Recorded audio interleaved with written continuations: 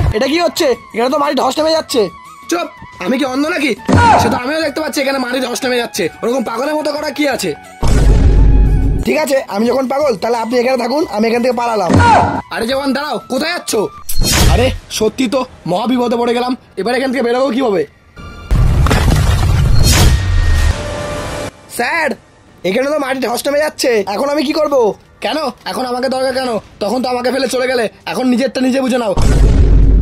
আমি তোমাকে বাঁচাতে পারবো না। ঠিক আছে স্যার, ওসব কথা বাদ দিন, আপনি তো আমার স্যার, প্লিজ কিছু একটা করুন। ঠিক আছে, আর উস্কানি দিতে হবে না, আমি কিছু একটা করছি। কি করি? এটাই করতে হবে, এছাড়া আমাদের কোনো উপায় নেই। জওয়ান, আমাদের একটা রিস্ক নিতে হবে। কেমন রিস্ক? জওয়ান, বর্ডারের প্রত্যেকটা প্রান্তে প্রান্তে ধস নেমে যাচ্ছে, তাই আমাদের মামাবাড়ির দিকে যেতে হবে। মানে মামাবাড়ি না, মানে আমাদের 2 নম্বর ক্যাম্পের দিকে যেতে হবে, তাহলে আমরা বেঁচে যাবো। ঠিক আছে স্যার। 1 2 3 জাম্প।